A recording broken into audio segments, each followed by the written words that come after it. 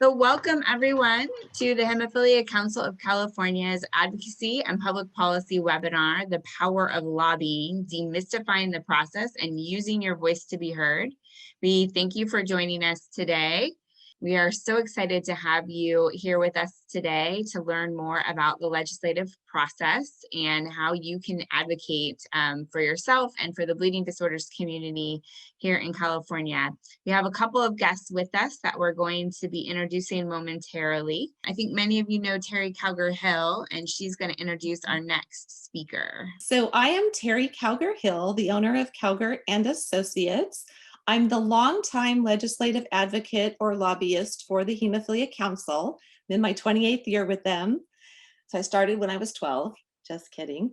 It's an absolute honor and distinct pleasure to be able to introduce to you today Myesha Jackson, who is the current policy director for Assembly Speaker Anthony Rendon, who's a Democrat from LA. I had the pleasure of first meeting Myesha when she got her start in the Capitol. We interfaced when she was with Darrell Steinberg. And then she went on to staff Darrell Steinberg when he became the Senate leader. She staffed him on health and social services issues, and then went on to work for the Assembly Human Services Committee. And Myesha staffed a lot of the social service issues, social justice issues, and then has been, I think it's the good fortune of the speaker to have her on staff as the policy director. So she not only kind of oversees health and the issues that we care about, but she oversees all of the policy for the state assembly. And she kindly came and spoke to our future leaders in a training in person a few years back, and they loved her. So we're just delighted to have you back with us, Myesha, today to tell everybody a little bit about what works and how to become a successful advocate in telling your story in the Capitol. So with that, take it away, Myesha. Great. Thank you, Terry, and thank you all for inviting me to speak to you. I consider it a great honor, and I'm really excited about the work that I know you'll be doing just as a result of getting this snippet of legislative life. So hopefully everything we're sharing today is useful to you as you go forth and advocate. So I'm just going to talk a little bit, as Terry mentioned, about how to advocate and, how to make the most out of the time you have when you have your meetings with legislators and legislative staff. And I think it's important before you go into the room, right before you enter the Zoom room, which will likely be the case this go round, that you think about your why, right? You think about why, start today. Why are you watching this? Why are you a part of this discussion? Why do you think your story is important, right? And why do you think other people need to hear your story?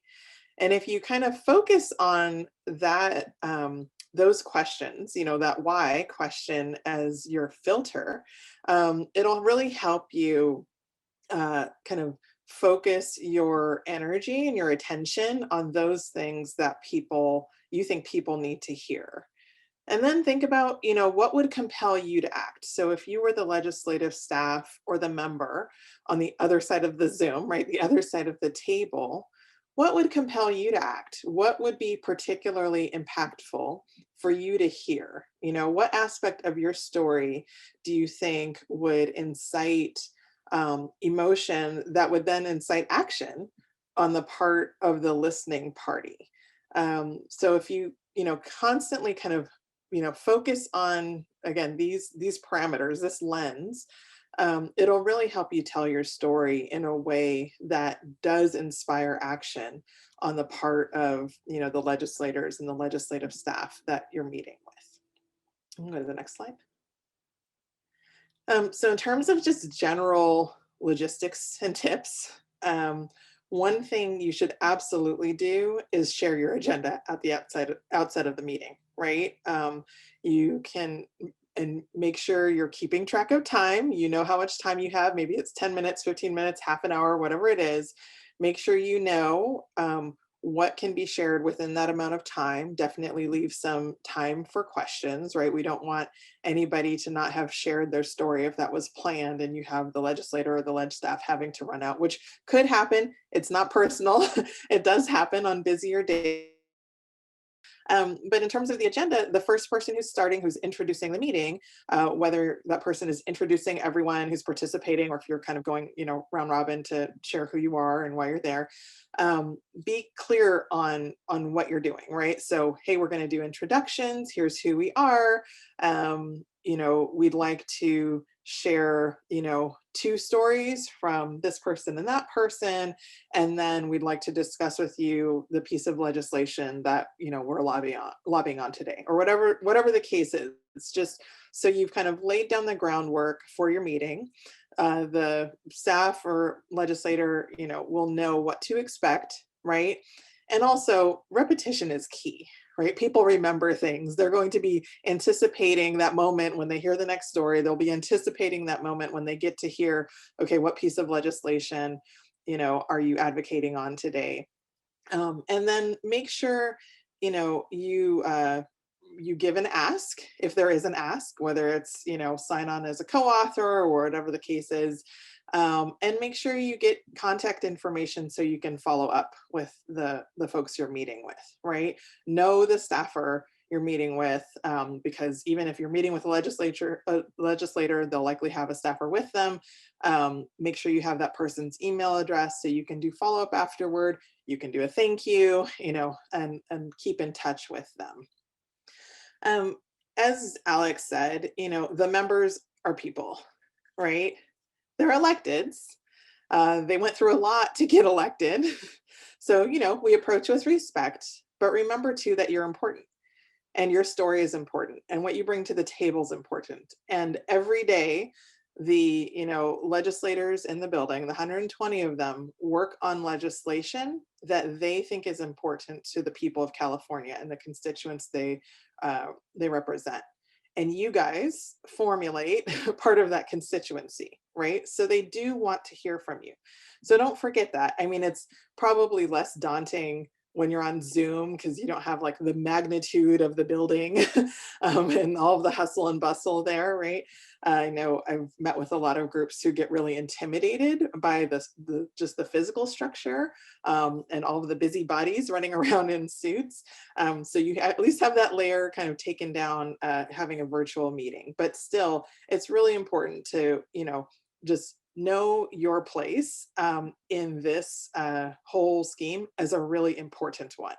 And, you have a voice that really does need to be heard so that the legislators can take appropriate action and can do things that are good for Californians. And then while you're speaking, make sure you keep it clear and understandable, right? It's, easier when you're telling a personal story to not get tied up in too much jargon. But even with respect to hemophilia, right, there are some technical aspects to some bills. I remember when I worked on like a bill with Terry on, was it an anticoagulant or something? And like, just, you can get bogged down in the science of it. And, I realized like, oh, we need to make this really tangible for the listener. So make sure what you're saying is, understandable. And, again, I'll reiterate, keep track of time. Next slide. And with that, should you go off into something that's not understandable, make sure you're looking for cues that somebody has questions. I will tell you, I was literally on a Zoom an hour ago where one of the people kept going and going and going and going. And I was like, I like could not get a word in edgewise. And we don't want to do that to the people who are listening, right? Because they may have a fundamental question that can help clarify something for them and help them better understand your story. So do kind of, be mindful, notice. If you're meeting with legislators and staff, they may not necessarily, quote, raise their hand in the Zoom or put something in the chat. They're going to want to ask you something directly, right? So as you're speaking and as you're sharing, make sure you're checking for that. And with that also, support each other.